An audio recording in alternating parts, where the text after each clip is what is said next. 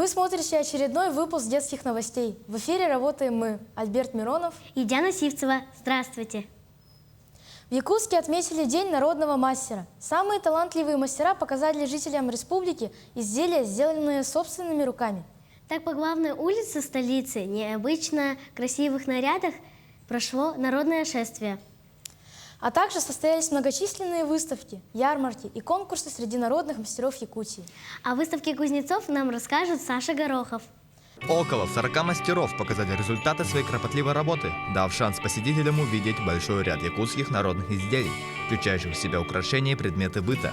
Тут у нас не только ножи хозяйственного быта, но и из коричневого железа. Она делается именно изготовление данных ножов – это очень сложный процесс. И наши кузнецы уже добились очень хороших результатов, и сегодня уже мы оцениваем их художественное исполнение, их именно высокое исполнение. Издавна является охотничьим краем, Якутия популярна своими ручными мастерами, а в частности кузнецами. Якутский нож – отличительная черта любого охотника-саха, удобный и практичный, каждая модель которого уникальна. Илья Готовцев вот уже 8 лет занимается кузнечным делом, а начал он свой путь с колледжа креативных индустрий. Сегодня он представил свои работы на выставке кузнецов. У якутского ножа рукоятка такая, то, что даже в кромешной темноте ты будешь знать, где у тебя острие находится, например. Можно сделать такой нож, который ты в любых условиях можешь заточить даже об камень. Просто удобство, так скажем. В этом году на выставке кузнецов был также гость-участник из Алтайского края. Он представил ножи, выполненные по якутской технике изготовления. Приехал к вам из республики Алтай на праздник косторезов. Заодно привез работы, которые обучил нас якутский мастер-косторез Олег Иннокентьевич Соловьев. Показать, каких успехов достигли по косторезному делу. И заодно с мастерами познакомиться и опыт получить. Приуроченный к 80-летию Победы в Великой Отечественной войне праздник День народного мастера поднимает тему народного единения и преемственности поколений, продолжая традиции предков по работе с металлом. Александр Горохов, Семен Семенов, Якутск. Язык, как живой организм, постоянно развивается. Сегодня существует много видов и способов передачи информации. Одним из них является использование эмодзи, проще говоря, смайлики. Чтобы не попасть в неловкую ситуацию, нужно знать их значение. В смайликах разбиралась Ксюша Подобашева. Знак круглого яйца с улыбкой уже использовали за тысячи лет до нашей эры. Такое изображение наносили на глиняные кувшины, рисовали на письмах и документах. Более привычный для нас улыбающийся желтый смайлик появился в 1963 году. Его нарисовал художник Харви Боллу. Ему на работе было поручено создать улыбку, которую можно было бы использовать на кнопках и плакатах. Харви Болл потратил на дизайн смайлика всего 10 минут. А частью общения в интернете смайлик стал в 2000 году. Первые эмодзи были придуманы в 1999 году в Японии. Слово эмодзи произошло от японского картинка, модзи – знак. Тогда же появились и первые символы, не связанные с лицами людей, например, животные, деньги, молния, руки и так далее. Сегодня смайлики – неотъемлемая часть нашей повседневной жизни. Мы их используем в сообщениях, а также ставим реакции в социальных сетях. Мы решили узнать у жителей города, какие смайлики они используют чаще всего и знают ли об их значениях. Я чаще всего пользуюсь... есть же те смайлики, где двойной, где грустные и веселые. Я этим в основном пользуюсь. Окей. А еще вот так вот. Какие смайлики вы используете чаще всего? Самый часто используемый смайлик мой – это смех, и приветствие. Наверное, улыбающийся смайлик, желтый такой. Поцелуйчики и смех, такой перевернутый. Черт, улыбаешься. Смеющийся. Мой любимый – это который такой вот смеется. Сердечки еще. И такой вот типа стыд, знаете, когда вот стыд изображается, типа такой вот. И вот такой вот улыбаешься, просто легко улыбается. А может еще какие-то есть? Такой лайк. Еще вот такой вот. Да. Еще вот такой вот.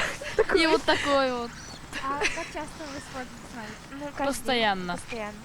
Каменное лицо. Который смеется. Я пользуюсь анимированными смайликами, поэтому в основном котики. Самый любимый это, наверное, смеющийся смайлик, что ли. Разберем значение некоторых эмодзи. Сложные ладони. У нас их в основном используют в значении «умоляю». На самом деле это эмодзи произошло из японской привычки складывать ладони в знак благодарности. Получается, что он выражает не мольбу, а значение слов «спасибо» или «пожалуйста». Они. Этот эмодзи у нас используют в качестве выражения злости или ярости. Они в японском фольклоре является людоедом, но также он одновременно является и защитником от злых духов. Эмодзи со слезами. Этот смайлик может вызвать недоумение, например, при переписке людей, которые знакомы относительно недавно. Если для одних данные эмодзи означают рыдание и плохие эмоции, то у других смех до слез. Смайлики смайликами, но живое общение подарит вам намного больше эмоций, чем эмодзи на экране ваших гаджетов.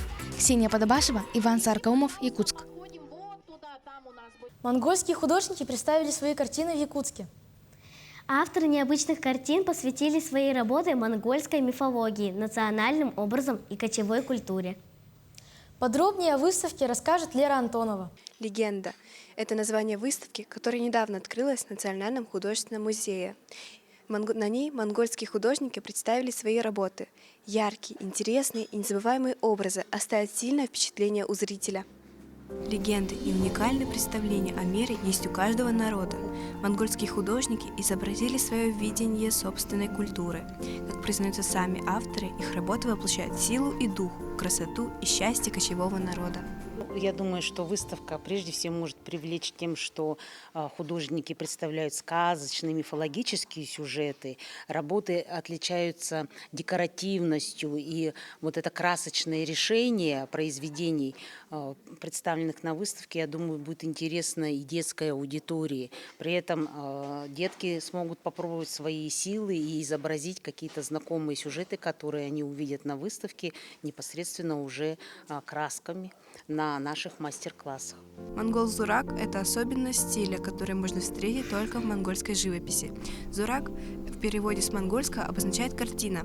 На многих картинах художников были изображены народные темы, такие как кочевая культура, демоны, народные легенды, монгольские войны и многое другое. Особенности монгол-зурак, их очень много, но самая первая отличительная черта монгол-зурака – это картины, они выделены, то есть нарисованы как в стиле прикладного искусства. Они могут и аппликации быть, да, или нарисованы как бы видится с высоты птичьего полета, или, например, они такие плоские. Вообще-то они не объемные иногда бывают. Такие плоские картины, которые очень-очень похожи на детские рисунки иногда получается, да.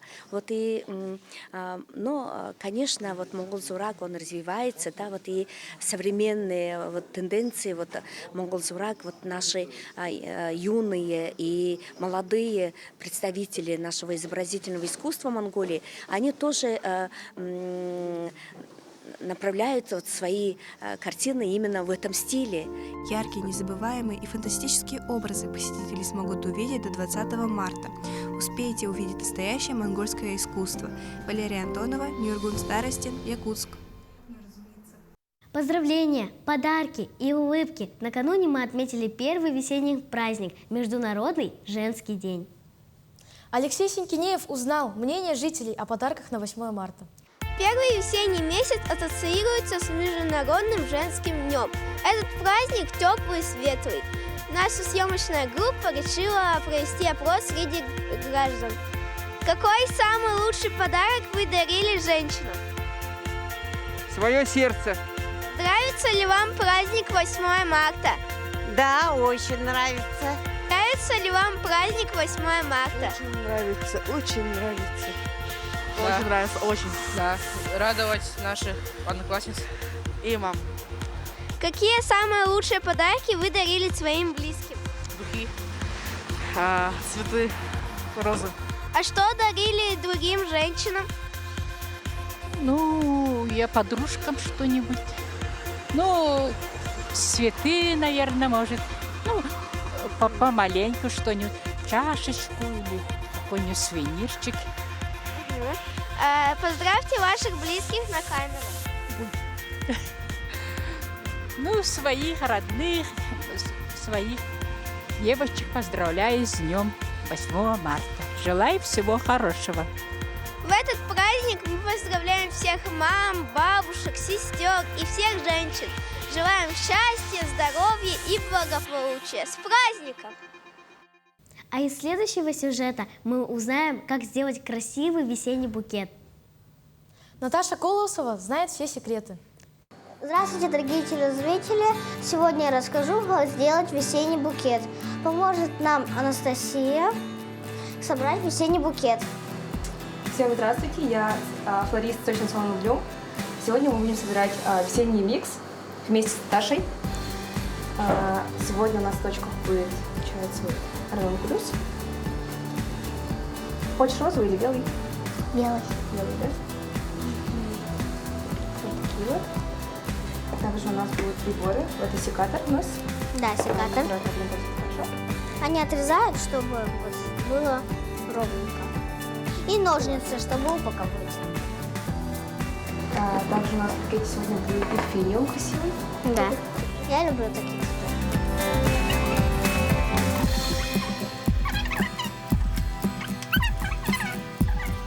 И все, состав у нас подобран для весеннего букета. У нас есть вот точка сборки, получается, да. листов. Берешь вот посередине цветочек. То есть надо собрать вот так хорошо, да, вот так. Вот так делаешь. Вот так вот будешь делать, чтобы цветочки смотрели на тебя вот.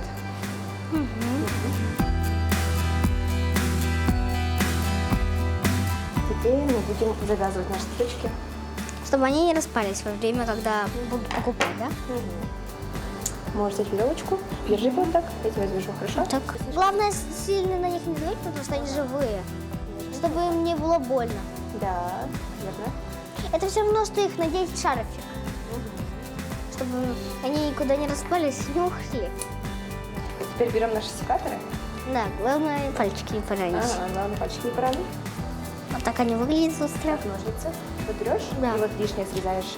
То есть, чтобы было одинаковое, да? Ага. Вот так? Хорошо. Ага. Вот так. Вот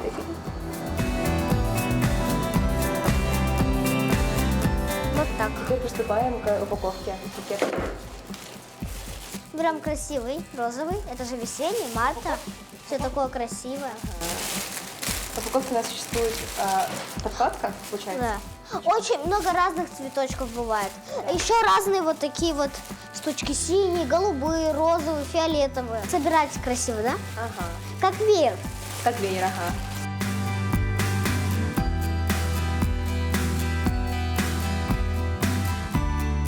Сейчас будем делать упаковку. Вот саму, чтобы вот так закрыть все, да? После подбираем сочетающиеся, получается. У нас сейчас есть бело-розовый. Да, бело-розовый. И как раз вот подкладка и упаковка белые идут. Тут есть смысл, чтобы все белое и розовое, да? А еще обычно заклеивают скотчем, чтобы точно не разрезалась.